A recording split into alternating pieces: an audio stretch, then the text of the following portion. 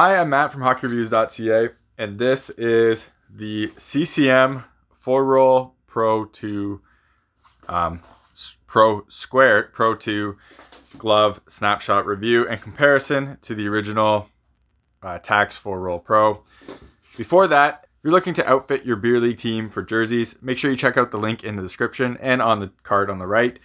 It links to beerleaguejerseys.com.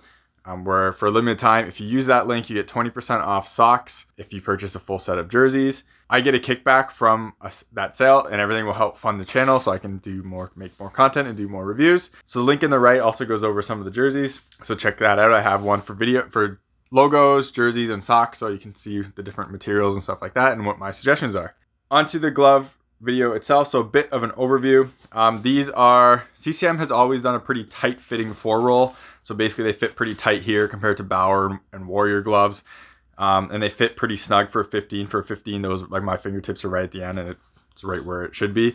Very traditional style, not a ton of stuff there, pretty small cuff, not a ton of mobility on the cuff. You can see it doesn't really move very well, but so what I found, a lot of people would go one shorter, so it would be a bit tighter fitting, even tighter fitting, sorry. But that cuff would also open up a bit because it would be shorter, so when it goes high up on your arm, so you have a bit more mobility. Comfortable gloves, decent palm, or really comfortable palm, I should say. That is an overlay, but it all is a nice nash and pretty comfortable. Triple layer density foam, so softer, harder, and then plastic. Doesn't say D3O anywhere. And it also doesn't have like any special liner or anything like that. This was a budget glove compared to others. So instead of like the $200 Nexus glove, I think the 2N was, this was $159 or $149. So it was a good value for what it was. It does have the flex thumb. So CCM, the only glove CCM's coming out with this year is this one. So the Tax 4-roll squared. That's a hyperscript. So anyways, so this is pretty different if you do look at the two.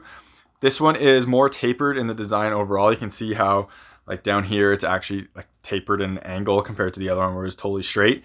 And then you do have more breaks on the thumb area, or just different break. And then you do have, I think this is the same cuff on the AS1 glove.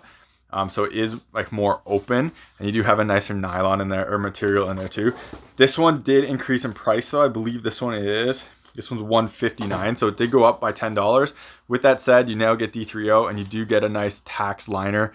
So the same or actually I think this is the same that's on the FT1. I can't remember, but nice liner in there, so it's more comfortable than the other one. It should be it has Polygene on it, so it should dry a little better and not stink as much. The big difference here though is supposedly D3O. So I did the mini stick test where I did the impacts on all of these, and honestly these gloves are pretty close. The only big difference is this piece right here was much better than the smaller pieces on the old one. So you can see how these were segmented.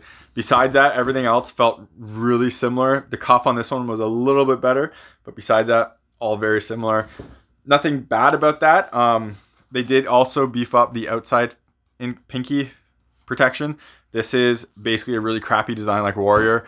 This is much thicker and much better, so I like this one way better. CCM is much better in that regards. And even this, how it has only one break, when you bend your finger, it actually does a really good job of not getting in the way. It helps with the spandex gussets kind of working with that, so that's nice there. Doesn't have a 3-piece fingers or anything, but the one thing this glove does do a pretty good job, even if you do this, one, it's harder to get sticks in there, and two, I can't actually feel my finger. So normally my test for this is if you can actually feel your finger through here, and I really can't. So there is enough padding, basically the layer above this, and it's tight enough that that's not really an issue, so it's a good job on CCM. Flex thumb is only okay. It doesn't really flex all that much. I've seen it much better on the FT1s and the QLTs than this is. This is not that great, but yeah. So one thing I really like about this glove though, I do like the little inserts here. They did that before. Nice color, but I like how the material they're using. So it's also seen like right here, and it almost feels like a Gen Pro. It's like a shiny Gen Pro. I would love to see this on your goalie stuff. So CCM, try that on your goalie stuff instead of the speed skin. How's that work? Try that. Or unless this just flakes off, then that would be an issue, but this feels really nice. I think it's the same stuff on the letters right here, not sure, but that feels really nice. It looks nice, feels premium. This glove feels like a pretty close to pro stock glove there is, but the foam package isn't quite there. So you do have your triple density foams with now D3O. You have your soft density, your D3O, and then your plastic insert. The problem is the D3O is literally like that. So it's, I'll try to get this on camera a bit better. So it's literally like that. So it's a sliver of what it actually is. Whereas the Pro Stock ones, or at least the XP ones, are basically half D3O. This is just like basically the insert is basically the same height. So not a ton of D3O in there. So I wish that was bigger. So for comparison, this is like what the Bauer Pro Stocks were. So that's how big the pour-on was. On the XP versions of glove, it's the same. The D3O takes up that much. For this one, it's basically like half of this. Less than half of this is D3O. So it's kind of disappointing in that sense. But again, kind of a budget glove. It's protection-wise, it's still really good. So I do want to just to point that out. The palm feels really nice. I liked their old, having this there for the real retro theme. Profile palm, again, it's multi-layered, so it's not like the best feeling because it does have 2 layers there, but it's better durability and it does feel pretty good. The other thing, so spandex gussets, the big change though on this one is this glove feels like CCM Pro Stock gloves. So this one, my finger basically ends up there on the middle one.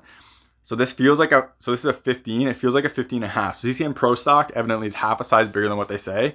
So all my 15s are basically 15 and a half and they're too big. And the 14s are 14 and a half and they're basically perfect.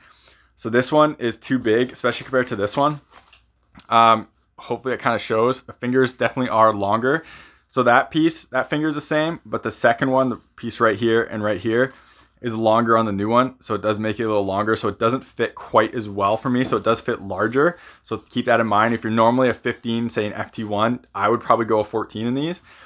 The cuff is a huge benefit from what the old one was because you do have a lot more wrist mobility. So this moves a lot better with your wrist and it doesn't really get in the way as much. It is a very, very open cuff, but I do like how it moves well. And this part, kind of the roll cuff right here, does move over the top roll, so it does do a pretty good job there. This is a nice glove. I got to give CCM props for it because for $159, it's one of the better deals. Doesn't beat the Sherwood gloves that I talked about recently, but it's a solid glove with a really nice cuff that's upgraded, decent palm. So this should definitely be an option out there. I would probably say if you fit in this would probably be a better go-to right now than Nexus because Nexus kind of got cheapened. The old one ends were awesome. The 2 ends were a step down. So I would probably go this route personally for 4-roll or the DX. The DX is still the Warrior DX is still a really good glove, hugely improved over the QX. So these ones are kind of going for it, like fighting for it. Personally, if you're in America, STX has their gloves for like $100. I would do that, especially you can get the LE gloves with the special palms, the special colored palms. Those ones are nicer than these in basically every way. I do like this cuff a little bit better though, but the STX ones would be cheaper than these as well. So that's about it for this video. Thank you very much for watching. Hopefully it was helpful. Hopefully it was interesting. Remember to subscribe to me on YouTube, hit the bell icon to get notified when I make new videos. Remember to follow me on Twitter and Instagram, links in the description. If you ever want me to review a piece of gear, or if you bought a piece of gear because of one of my videos, please just out to your manufacturer, let them know. Helps me get on their radar, so hopefully I can do more content and possibly use stuff like this on ice, so how I can talk about the airflow and stuff like that. So yeah, thank you very much for watching and take it easy.